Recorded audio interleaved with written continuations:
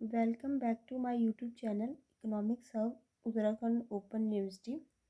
Part 9 में हम जानेंगे कि क्या क्या डिफ़िकल्टीज अराइज होती है जब भी हम मेज़र करते हैं आपके नेशनल इनकम की मेज़रमेंट में। ठीक है, देखो नेशनल इनकम को मेज़र करना काफ़ी कॉम्प्लेक्स टास्क होता है, काफ़ी डिफ़िकल्टीज अराइज होती है, जिसके कारण ये होता है कि जब ये डिफ़िकल्टीज होती है तो इन चैलेंजेस के कारण इनएक्यूरेसी आती है और इससे हम एक ट्रू पिक्चर नहीं जान सकते किसी भी कंट्री की इकोनॉमिक्स हेल्थ का। ठीक है, तो क्या क्या की डिफ़िकल्टीज आती है। फर्स्ट है आपका नॉन मार्केट ट्रांजैक्शन। ठीक है, इन्हें हम दो तरीके से वो कर सकते हैं। एक है आपका इसमें हाउस होल्ड वर्क, सेकेंड आपका आ सकता है इसमें वॉलेंट्री सर्विसेज।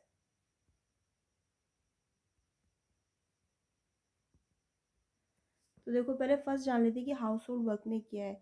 जैसे activities like child care, cooking, clinic done जो घर में की जा रही है उसको हम नेशनल इनकम के कैलकुलेशन में कहाँ इंक्लूड करते हैं। जैसे जो एक माँ है वो अपने बच्चे की देखभाल करती है, उसके लिए खाना बना रही है, घर में काम कर रही है, लेकिन हम इन सबको नेशनल इनकम की कैलकुलेशन में इंक्लूड नहीं करते। तो इससे हम कह सकते हैं कि this can lead to underestimation of the true value of economic activity. Second है वॉलेंट्री वर्क। इसी तरीके से कोई भी अगर वॉलंटरी वर्क कर रहा है सोसाइटी की भलाई के लिए, लेकिन हम इसको भी तो हम एक्सक्लूड करते हैं नेशनल इनकम से, तो हमें फिर ट्रू एक्यूरेट पिक्चर कहाँ से मिलेगा जब हम कैलकुलेट कर रहे हैं वैल्यू इकोनॉमिक एक्टिविटी का। ठीक है, फर्स्ट पॉइंट आपका ये है। सेकंड है आपका द अंडरग्राउंड इकोनॉमी। ठीक है, देखो जो आपका ब्लैक मार्केट होता है या इनफॉर्मल इकोनॉमी होती है, उनमें भी ऐसी बहुत सारी ट्रांजैक्शन होती है जो हम रिपोर्ट नहीं करते अथॉरिटीज़ को।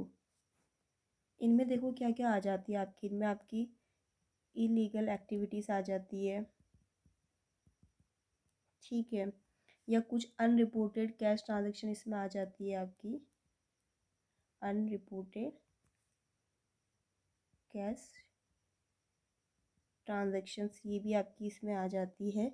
ठीक है, तो ये हमारे डिफ़िकल्ट कर रहा है नेशनल इनकम को मेज़र करना, क्योंकि हम इन सब को रिपोर्ट नहीं करते अथॉरिटीज़ के पास। ठीक है, थर्ड आपका जो आता है वो आता है आपकी डेटा की क्वालिटी और डेटा कितना आपका अवेलेबल है। देखो नेशनल इनकम हम जो कैलकुलेट करते हो किस पे डिपेंड करता है, हमारे डेटा पे, कि डेटा कितना एक्यूरेट है, बट डेटा की क्वालिटी कैसी है। ठीक है, बट बहुत सारी कंट्री में क्या होता है कि डेटा आपका इनकम्प्लीट होता है, आउटडेटेड होता है, अनरिलायबल होता है। तो उस इनएक्यूरेट इनकम्प्लीट डेटा से हम कैलकुलेट करेंगे नेशनल इनकम, तो वो भी तो आपकी इनएक्यूरेट आएगी।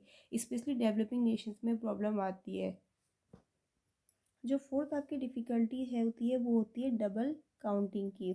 एक मेजर चैलेंज ये होता है कि हम कैसे डबल काउंटिंग का अवॉइड करें।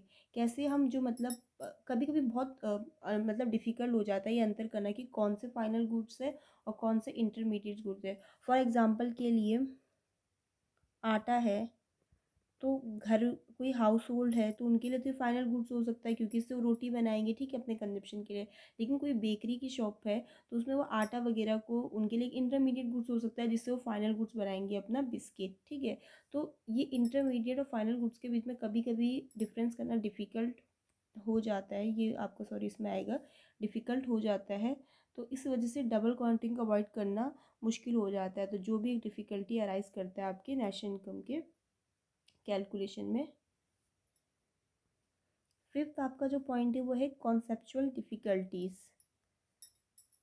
देखो ये हम जब नेशनल इनकम कैलकुलेट करते हैं, कॉन्सेप्चुअल डिफ़िकल्टीज़ में आपकी देखो इस तरीके से होती है। अगर जैसे हम वैल्यूशन ही कर रहे हैं आपके पब्लिक गुड्स का, हम अगर वैल्यूशन करें आपके पब्लिक गुड्स का, ठीक है, देखो इनको पब्लिक गुड्स क्या क्या हो गए, जैसे डिफेंस की, एजुकेशन की, पब्लिक एडमिनिस्ट्रेशन की जो सर्विस दी जा रही है, ये सब कुछ जो गवर्नमेंट के द्वारा, इनको मॉनेटरी वैल्यू असाइन करना, इनको मॉनेटरी वैल्यू असाइन करना थोड़ा डिफिकल्ट टास्क है। ठीक है, तो वैल्यूशन ऑफ पब्लिक गुड्स भी एक डिफिकल्ट टास्क है।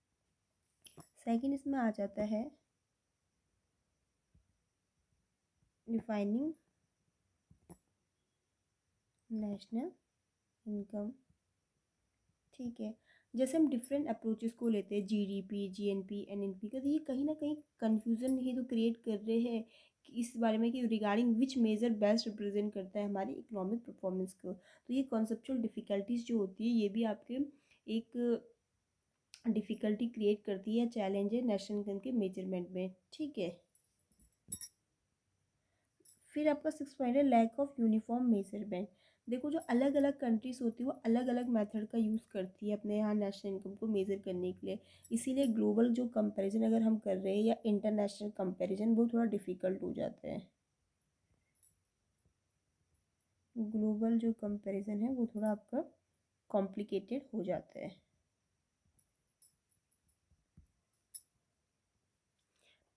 आपका जो इसमें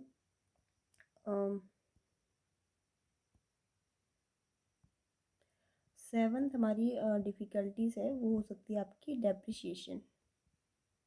ये भी एक डिफ़िकल्टी अराइज कर सकता है नेशनल इनकम की कैलकुलेशन में। वो कैसे, देखो अ, हम एस्टिमेट करते हैं डेप्रिसिएशन जो भी कैपिटल गुड्स पे होता है, लाइक मशीनरी पे, बिल्डिंग पे। मैंने बताया था कि डेप्रिसिएशन क्या होता है, अगर हम किसी भी मशीन को, बिल्डिंग को, किसी को भी यूज़ कर रहे हैं तो भी हम जिस टाइम पीरियड में उसको यूज़ कर रहे हैं उस दौरान उसका कुछ ना कुछ मशीन घिसेगी, तोड़ फोड़ होगा, तो वही तो हमारा एक तरीके से, इसीलिए हम डेप्रिसिएशन एस्टिमेट करते हैं। बट उससे क्या होता है कि ये डिफ़िकल्ट टास्क होता है, तो ये कहीं न कहीं जो हमारी एक्यूरेसी होती है नेशनल इनकम की उसको इन्फ्लुएंस करता है, कि जिसके कारण हमारा एकदम एक्यूरेट नहीं निकल पाता है नेशनल इनकम। तो इस टॉपिक में हमने जाना कि क्या क्या डिफ़िकल्टीज़ होती है नेशनल इनकम के मेज़रमेंट में, ठीक है। तो हाँ, ये जो इतनी सारी हमने डिफ़िकल्टीज़ पढ़ी, हम कह सकते हैं कि ये कहीं न कहीं चैलेंज करती है कि हम एक एग्जैक्ट फिगर निकाल सके नेशनल इनकम का। बट अगर हम कंटिन्यूस इम्प्रूवमेंट करेंगे डेटा कलेक्शन में, स्टैटिस्टिकल मेथड में, तो कहीं न कहीं हमारी एक्यूरेसी अच्छी होगी।